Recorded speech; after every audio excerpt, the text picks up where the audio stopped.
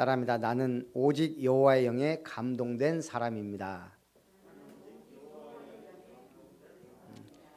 여호와의 영에 감동되었기 때문에 귀한 예배의 자리에 나오신 줄 믿습니다.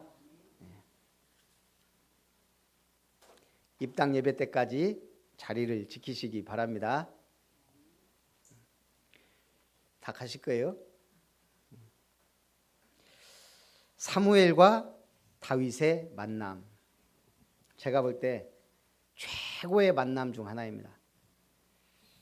역사적 만남이에요. 사사시대를 종식시키고 왕정시대를 여는 만남, 그 혼란스러웠던 사사시대를 끝내는, 그리고 하나님의 왕국을 모델로 하는 왕정시대에 이루는 만남, 우리는 역사적 만남이라 그럽니다. 세상 사람들이 볼 때는 운명적 만남입니다. 사무엘과 다윗의 만남. 이스라엘이 가장 부강했던 때가 언제예요? 제가 볼 때는 다윗과 솔로몬 시대예요. 그걸 연 인물이 사무엘입니다. 운명적 만남. 그러나 성경은 하나님의 섭리 속 필연적 만남입니다. 다윗이 그저 열심히 성실히 살다가 하나님 눈에 띈 게 아니에요. 오실 메시아를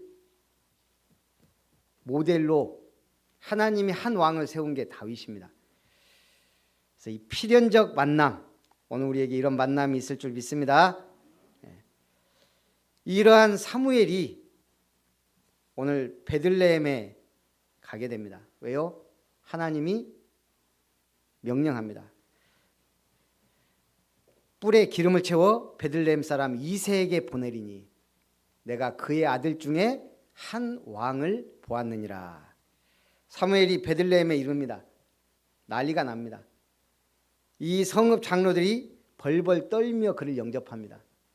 한마디로 한 나라의 총리가 순천의 작은 동네에 온 거예요. 아무 보고도 없이, 예고도 없이. 한 나라의 지도자가 지금 작은 동네 베들레헴에 온 겁니다. 사람들이 덜덜 떨면서 어찌 오셨습니까? 평강을 위해 왔습니까? 평강을 위해 왔다. 내가 여호와께 제사하러 왔다. 그러니 이새와 그의 아들들을 제사에 청하라.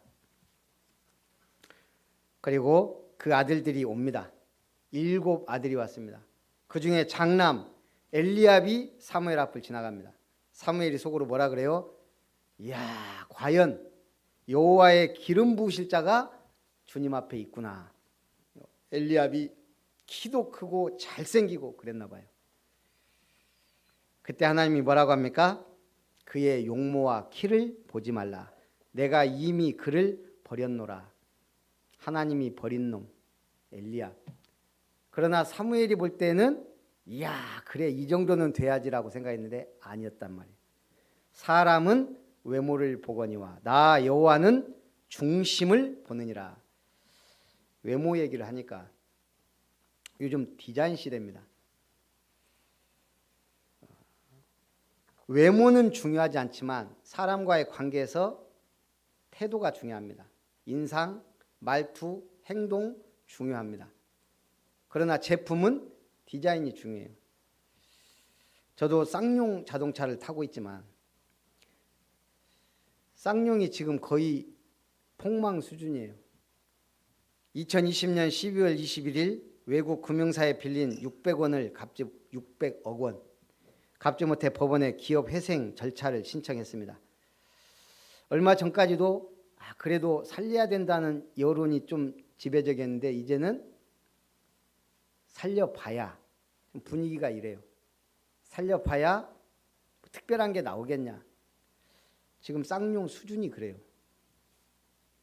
원래 이 자동차 제조업은 경영 사이클이 신차를 개발해서 판매 수익 생기면 다시 기술 투자해서 신차 개발하고 이게 순환이 돼야 돼요. 그리고 또 투자하고 수익 생기면 기술 투자하고 그렇게 해서 시대와 고객이 원하는 차를 만들어내야 돼요. 쌍용의 역할은 뭐죠? 현대 기아차와는 뭔가 다른 차별화된 차를 원한단 말이에요. 그 대표가 뭐죠? 지프형 SUV 코란도가 대표예요. 한때 이 코란도, 그 다음에 힘이 느껴지는 무쏘, 나름대로 특별한 벤치 엔진 넣은 뭐 체어맨 이런 거 나올 때 쌍용의 전성기였어요. 그러다 어느 순간 디자인이 산으로 가기 시작해요. 제가 이렇게 자동차 최악의 디자인 그 10개가 나왔는데 거기에 마지막에 우리나라 차 2개가 나왔어요. 쌍용의 로디우스. 저 처음 로디우스 나왔을 때 왜 차를 저렇게 만들었지? 좀 깡통도 아니고 뭔가 언밸런스한, 우리 사람으로 치면 정말 못생겼다란 말 나오는 게 로디우스에서. 그리고 그 다음에 그 후속으로 나온 게 이제 투리스모예요. 투리스모도 뭔가 카니발 대안이 돼야 되는데 이게 앵그리버드라고 그러죠. 환한 새 얼굴 모양. 지금 신형 코란도 투리스모를 제가 타는데 조금 나아졌지만 또 결국은 티볼리가 나와서 반짝 인기를 끌었어요. 새 차치고 소형치고 참 참신한 모델 디자인에. 그랬더니 그 소형차 중심으로 티볼리 비슷하게 다 만들어 버린 거예요. 예, 그래서 티볼리, 중볼리, 대볼리 나와가지고 지금 거의 망하기 직전입니다. 그 다음 못생긴 디자인으로 액티언, 우리 권사님도 타고 다니는데 저 액티언 딱 보니까요, 이름과 뭔가 괜찮아 보이면서 2% 부족한, 그걸 디자인한 사람이 조제토 주지아로예요. 유명한 디자이너입니다. 그런데 한국 사람들 볼 때 있는 디자인이 못생겼다는 혹평을 받으면서 그래요. 제가 왜 이 말합니까? 시대의 흐름과 변화를 읽지 못하니까 뭔가 현대와 기아를 조금 견지하며 우리 고객들이 사고 싶은 특별한 차, 그걸 원했는데 결국은 그러지 못하고 망해가더라 이거예요. 오늘 2세의 아들 7명이 사무엘 앞을 지나갑니다. 다 훤칠하고 외모도 잘생기고 다 괜찮아 보여요. 그러나 하나님은 그들을 택하지 않았습니다. 누구를요?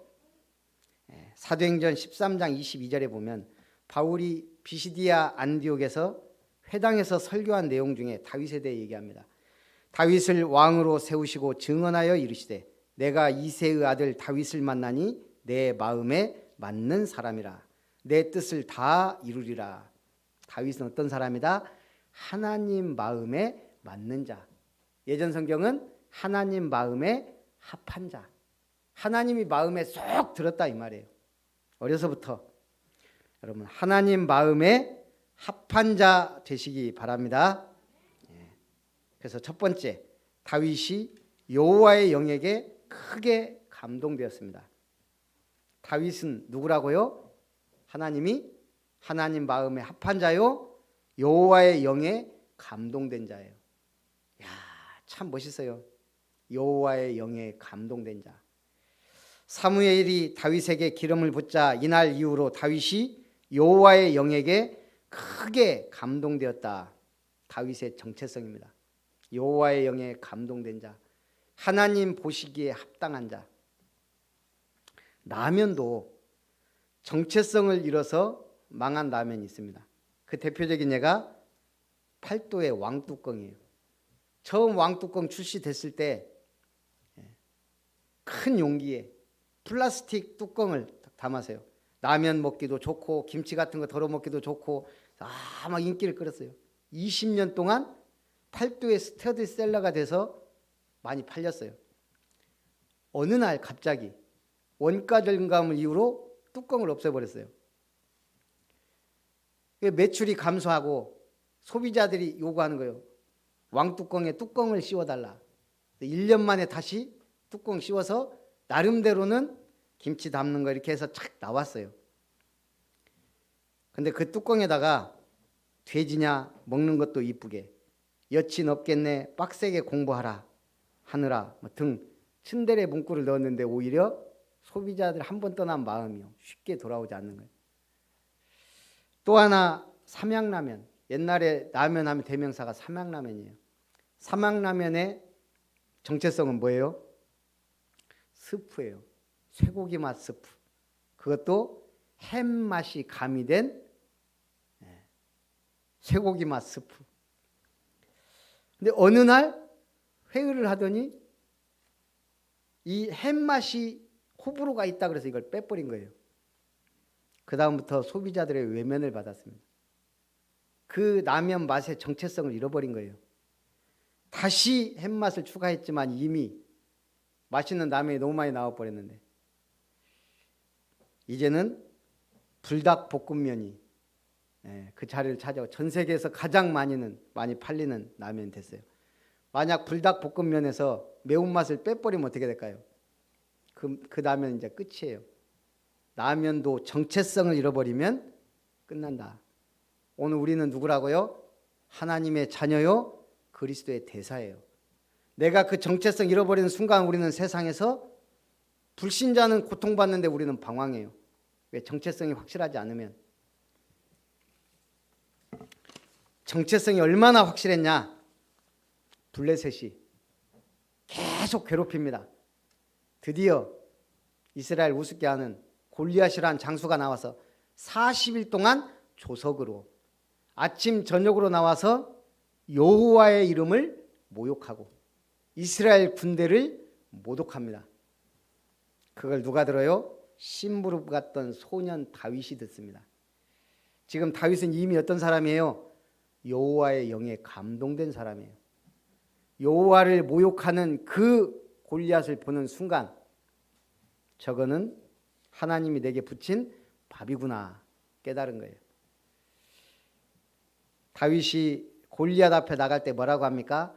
너는 칼과 창과 단창으로 나오지만 나는 네가 모욕하는 이스라엘 군대의 하나님 만군의 여호와의 이름으로 네게 나아간다.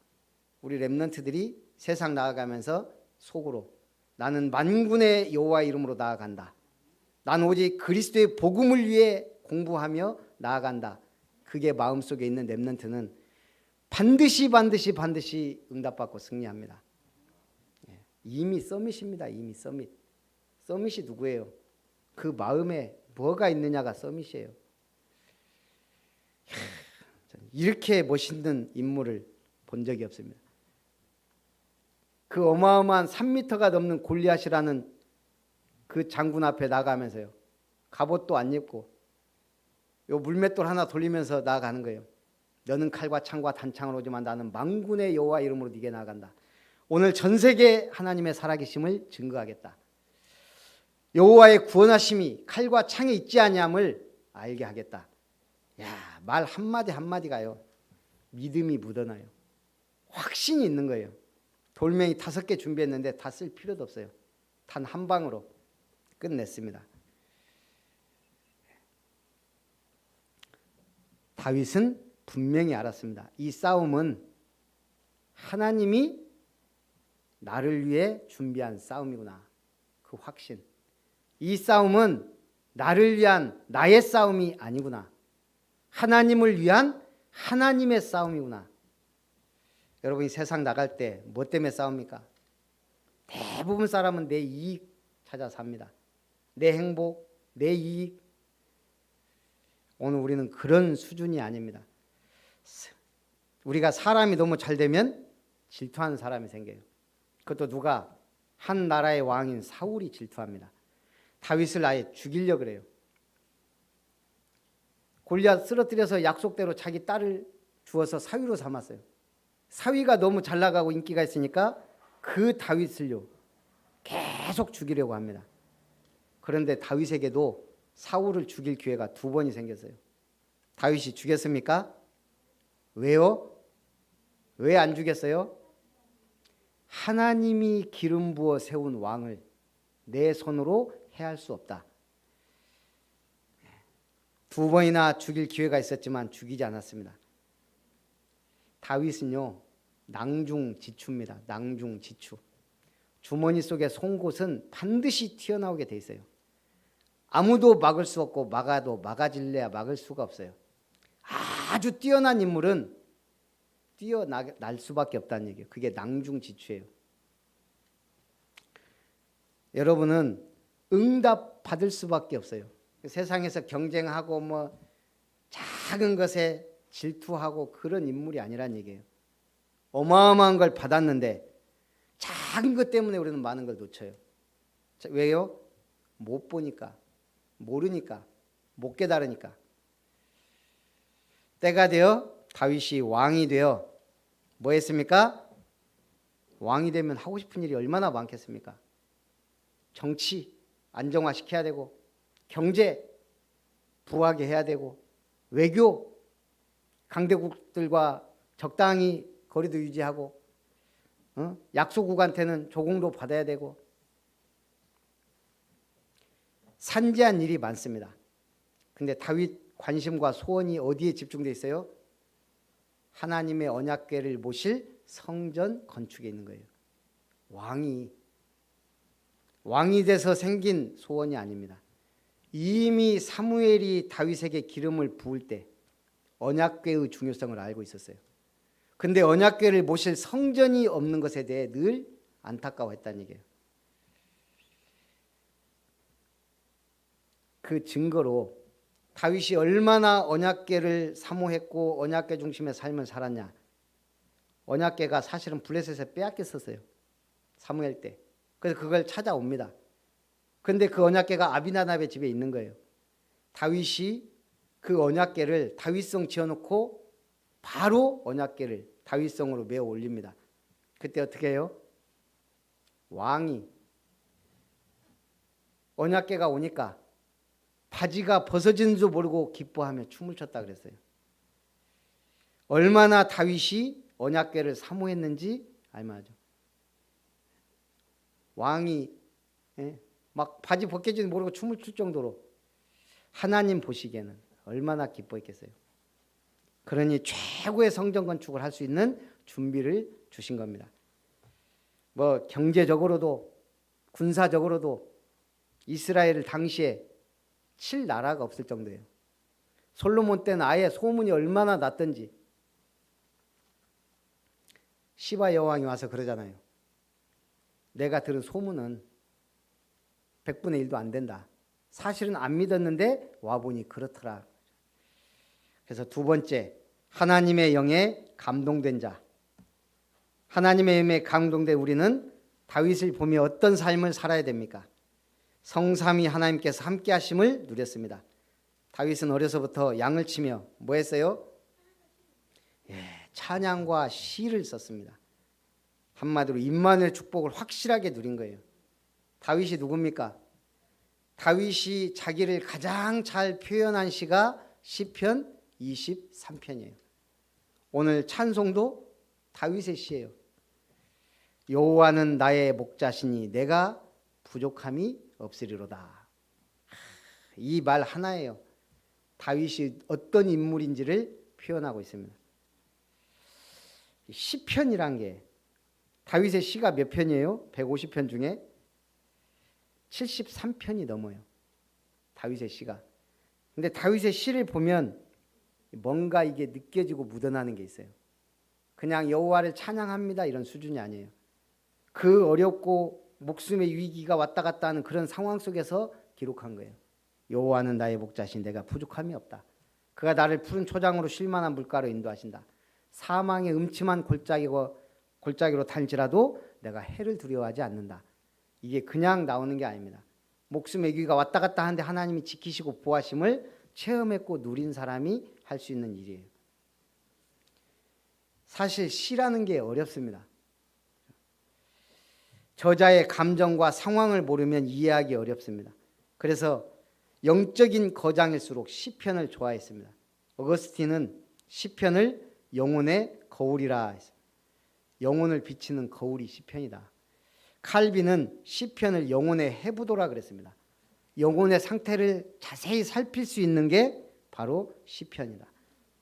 그래서 믿음의 거장들이 시편을 높게 평가하는 이유는 시편이 구원받은 성도들이 하나님을 믿고 체험하면서 삶의 변화를 겪고 고백하는 내용들이 고스란히 담겨 있기 때문입니다. 그 시편의 대표적 시가 시편 23편 1절 다윗의 시란 얘기예요. 자, 하나님 주신 이를 통해 실력을 쌓았습니다. 목동이에요. 양만 잘 치면 돼요. 그런데 양 한 마리 잃지 않았다 그랬어요. 사자와 곰이 와서 양 새끼를 물어가면 가서 사자를 쳐 죽이고 곰의 발톱에서 건져냈다 그랬어요. 그만큼 일에 최선을 다했고 잘했다 이 말입니다. 그리고 그 사자와 곰으로부터 양을 지키기 위해 계속 연습한 게 뭐예요? 물맷돌 던지는 거예요. 기술이나 실력이 하루아침에 쌓이는 게 아닙니다. 물론 특별한 재능을 가진 사람이 있지만 우리 옛날에 바둑을 많이 뒀어요. 이렇게 뭐 놀이 많지 않으니까 저희 형들도 늘 보면 하루에 한 번 이상은 바둑을 둔 것 같아요. 근데 바둑이 뭐 한 18급부터 있어요. 저도 나름대로는 매일 한 번은 뒀어요. 그냥. 그런데 제가 바둑 실력이 어느 정도일까요? 저희 형들이 저보다 머리는 좋지 않은데 바둑을 좀 더 깊이 많이 뒀어요. 한 동네에서 보면 좀 잘 두는 사람은 4급, 아주 잘 두면 2급 정도 가요. 저는 한 6급, 7급 정도 돼요. 그냥 두는 수준이에요. 근데 제가 광양에 와서 교회 집사님 중에 청년 중에 아마 4단이 있었어요. 야, 두어보니까요. 확실히 차원과 수준이 다르더라고요. 제가 또 당구를 좀 쳤습니다. 이 청년 돼가지고. 이제 쳐보니까 재밌어요. 거의 매일 쳤습니다. 그 집안 책값 이상 날렸어요. 솔직히 아마 더 날렸을지도 몰라요.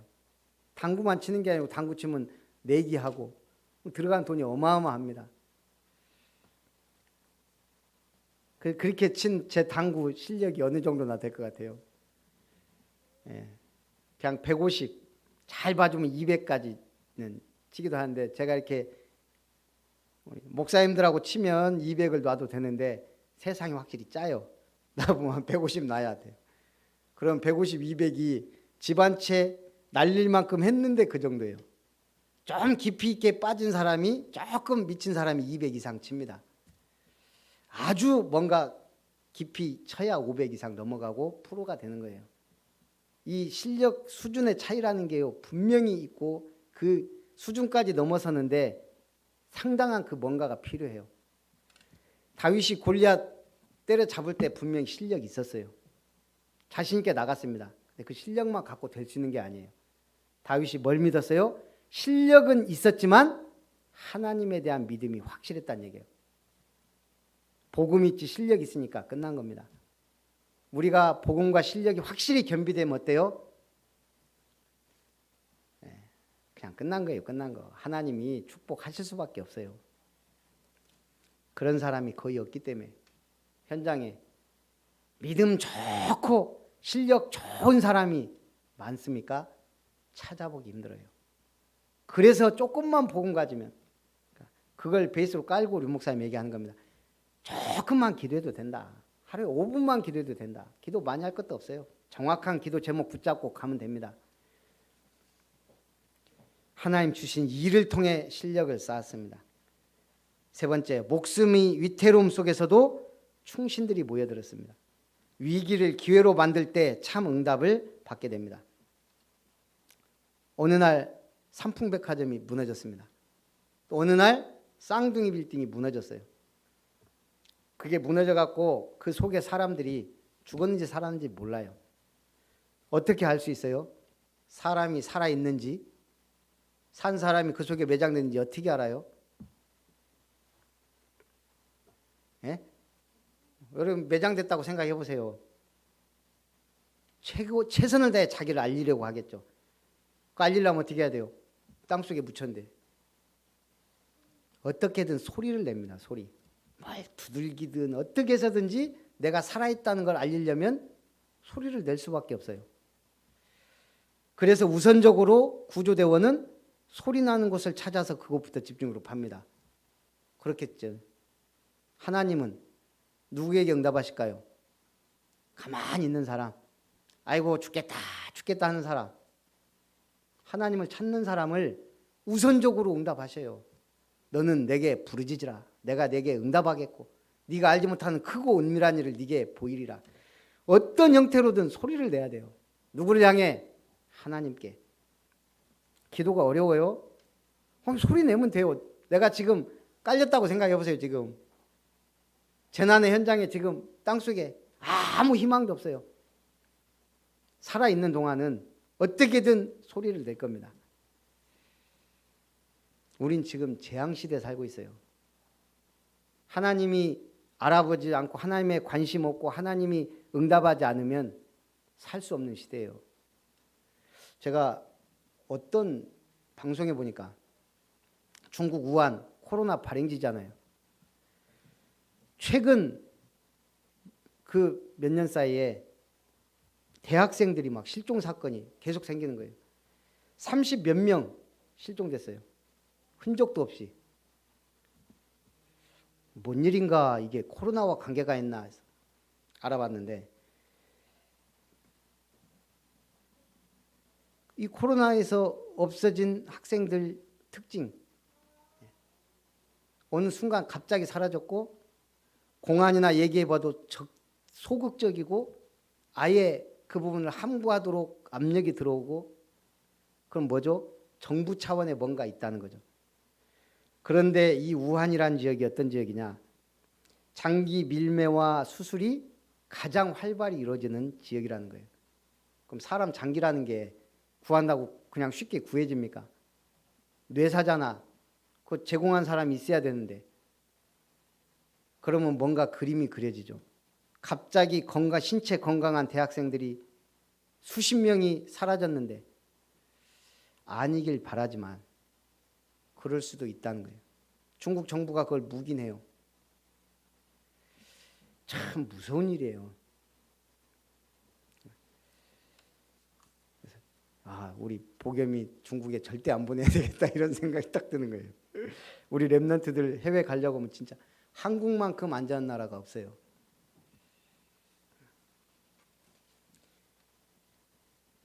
다윗은 계속 목숨이 위태로움과 위기 속에 살았어요.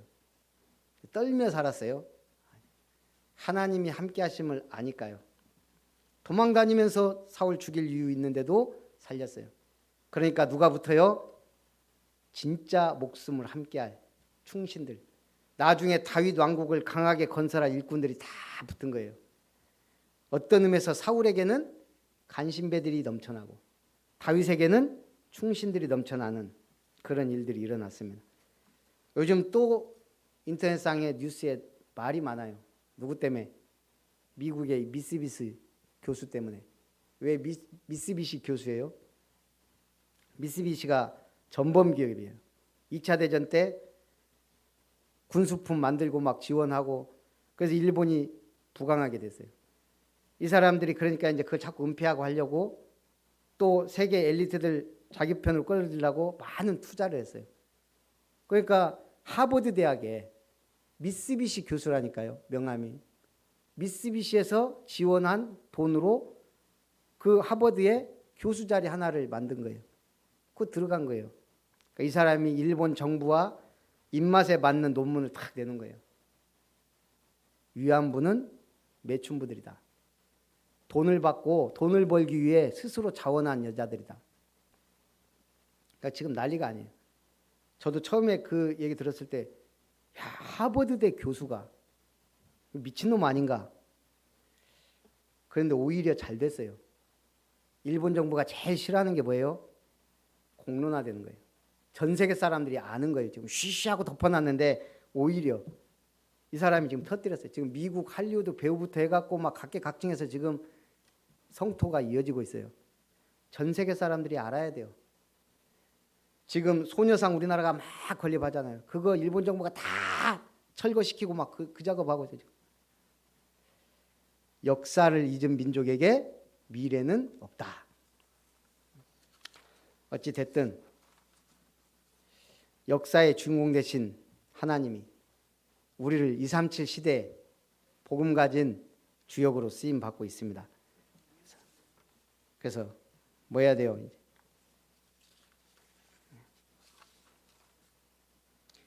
왕이 된 다윗이 하나님은 우리를 그리스도의 대사로 살도록 지금 축복하고 계신 거예요. 자, 왕이 된 다윗은 언약궤를 모실 성전 건축을 준비했습니다. 우리는 뭐 해야 돼요? 아름다운 미션을 위해 그릇 준비할 때 모든 응답의 문, 축복의 문이 열릴 줄 믿습니다. 그래서 결론, 서밋의 축복을 받은 자. 우리는 이미 서밋입니다. 하나님의 선택받은 백성, 언약 붙잡은 백성이에요. 그러면 뭐 해야 돼요? 첫째, 영적 서밋 태도를 갖추라.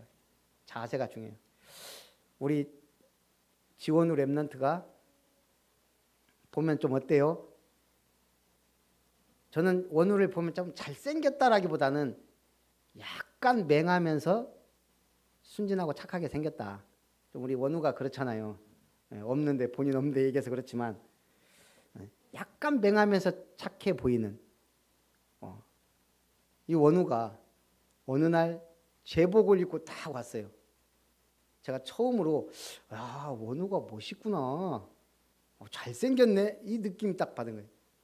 제복이 사람을 다르게 보이게 하더라니까요. 뭔 말이에요? 그게 서밋이에요.